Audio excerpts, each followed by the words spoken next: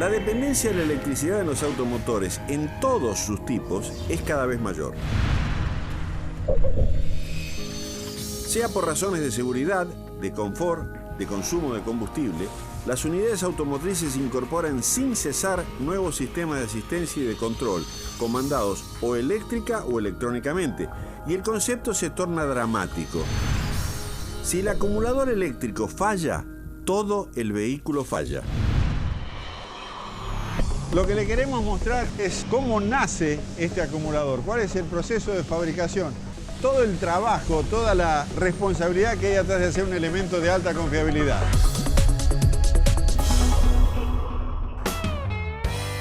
¿Conoce alguna máquina que se alimente de baterías usadas? ¿No? Aquí le vamos a presentar una. Las baterías scrap, esas que ya no sirven más, aquí dentro sufren un proceso donde auténticamente las tritura, las destruye totalmente. La instalación que usted está viendo digiere en el orden de 5.000 baterías diarias y separa prolijamente el plomo del ácido y del plástico. Todo, absolutamente todo, será reciclado. El ácido será neutralizado, el plomo y el plástico serán recuperados. ¿Cómo se reciclan los productos que mencionamos? El ácido sulfúrico va a ser neutralizado para que no pueda causar ningún daño ambiental. El plástico va a ser triturado para generar esta inmensa montaña de pedazos de plástico que a su vez va a ser reciclado para generar nuevamente otras carcasas de nuevas baterías. El plomo recuperado en este proceso es el alma, entre comillas, de un acumulador. Lo primero que vamos a hacer es tratar el plomo en grandes hornos para eliminar la gran mayoría de las impurezas que lo acompañan, obviamente, a la salida de la trituradora. A mis espaldas, un proceso crítico. Como yo le conté, acá, en esta fábrica en particular, se recicla prácticamente todo. Lo que ahí se está fundiendo es plomo reciclado, plomo de baterías recuperadas, que va a ser sometido a un proceso posterior de refinado. Medimos temperatura, el plomo está al rojo. Eso significa de que estamos arriba, lejos de los 650 grados. En esta fascinante química, esta alquimia que tienen las baterías, hay un elemento, yo le diría que es el alma de la batería. Le presento el protagonista de esta película, el óxido de plomo. ¿Para qué se usa el óxido de plomo? Con este óxido se empastan las rejillas portadoras, la que a través de un proceso físico, químico y eléctrico posterior permitirán que el acumulador sea realmente capaz de almacenar energía eléctrica. Le quiero mostrar cómo se fabrica este óxido de plomo. Para eso hace falta primero plomo de altísima pureza, porque de que esto sea absolutamente puro depende en muy buena parte que la batería se comporte y tenga la vida que se espera que tenga, del amperaje que se espera que dé y obviamente la tensión que tiene que dar. Es un plomo que aquí mismo se produce, que tiene que tener la menor contaminación posible para el proceso. Como todo proceso de transformación química, debe ser controlado muy estrictamente, fundamentalmente en lo que hace a volúmenes y a temperaturas. Consecuentemente, lo más racional es cederle el control a una computadora. Ese chorro que usted está viendo que está cayendo ahí es plomo líquido, a una temperatura constante, 400 y pico de grados, 450 grados aproximadamente, con un caudal que es variable. Ese caudal varía justamente para tratar de que la reacción química que se produce acá adentro mantenga una temperatura razonablemente constante. No solamente ingresa plomo y aire, también se ingresa agua, se inyecta agua, también para controlar esa temperatura. El agua no interviene químicamente, pero sí físicamente para estabilizar esa temperatura, que les reitero, es sumamente importante que sea constante. Lo que sale del reactor no es solamente óxido de plomo, también tiene plomo en el orden del 25% en forma de micropartículas, que es necesario que sea así, porque ese plomo después en la batería, cuando esté impregnada la placa, va a cumplir una función fundamental para que se active y funcione la batería. Sale entonces del reactor y va a un proceso que entre una tolva y un filtro logra que las partículas más gruesas y las más finas caigan, se mezclen y vayan a un depósito. Cuidar la ecología en este tipo de procesos es sumamente importante. Todo este proceso es para obtener este óxido, reitero, con extrema pureza. Del éxito de esta operación depende enormemente la vida de la batería, la calidad de la batería. Léase amperaje, léase tensión, léase extensión de vida en el tiempo.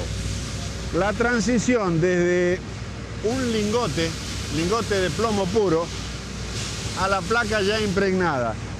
Le cuento que para identificarlos, estos lingotes, tienen un número que en el proceso de fabricación del lingote, que tienen distintos aditivos o aleaciones, este está identificado como plomo puro. Y este número que tiene estampado acá lo identifica como tal. Esto es lo que va a ser fundido y va a terminar en óxido de plomo.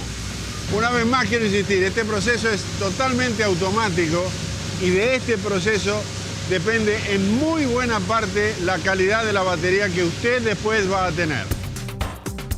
A continuación, someteremos el plomo a un proceso de refinado y de aleado para la elaboración de rejillas, elemento de soporte y de conducción en las celdas de una batería. Para las rejillas, y a los fines de mejorar su resistencia mecánica y conductividad eléctrica, se agregará a la aleación plata de altísima pureza.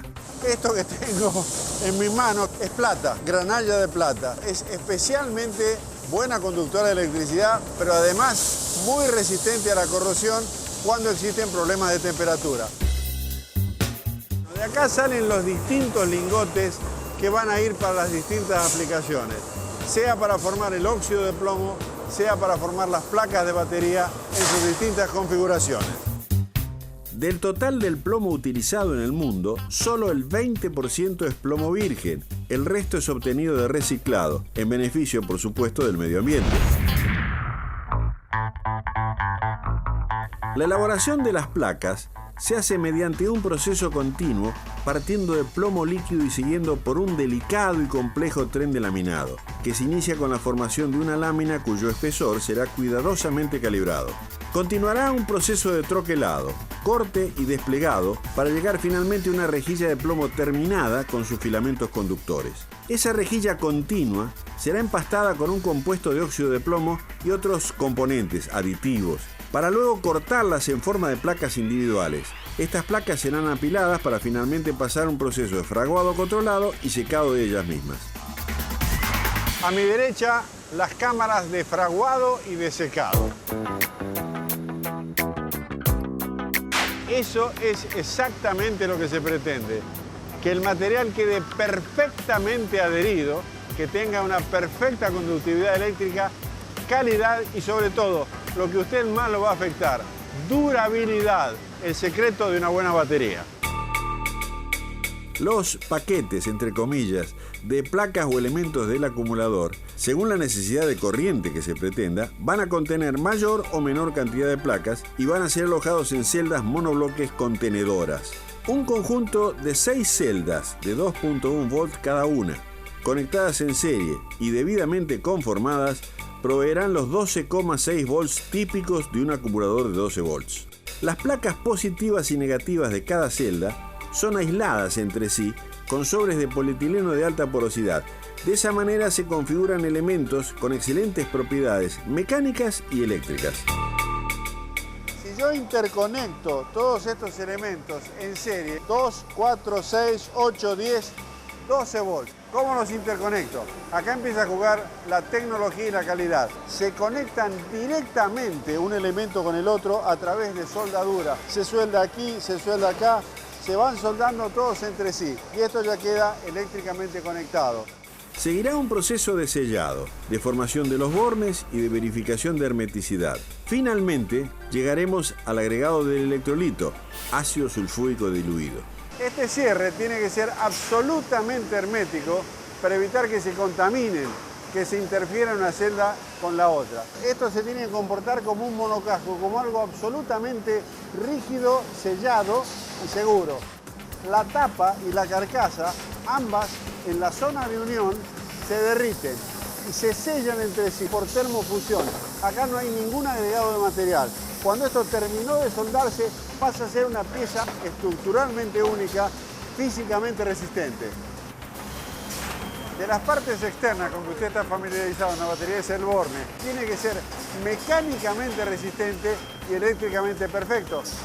Este proceso es el proceso previo a la introducción del ácido.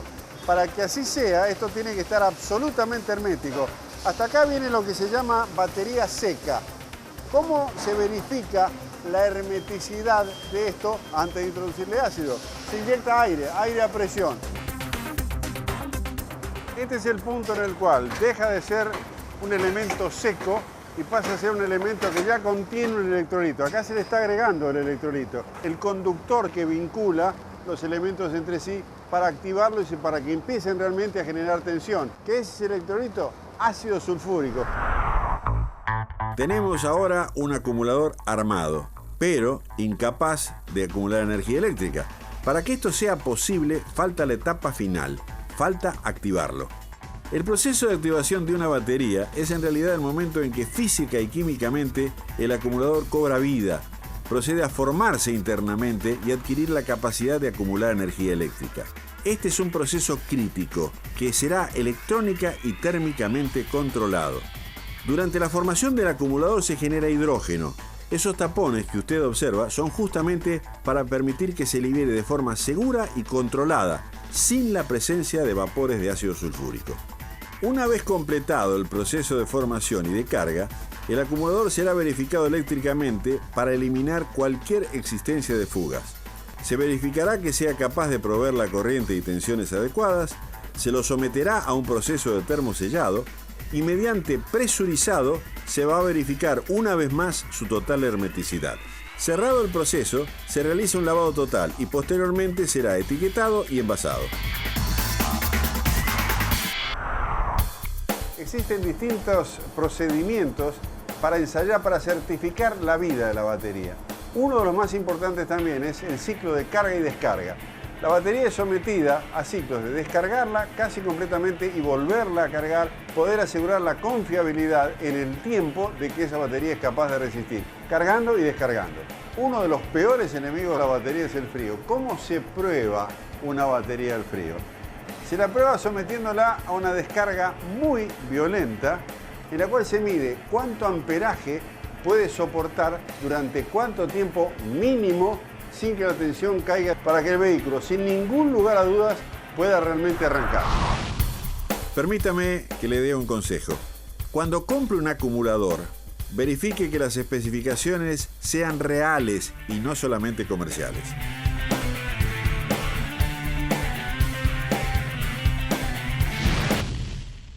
Suscríbete a nuestro canal YouTube Autotécnica TV, videos exclusivos y los anticipos del mundo automotor.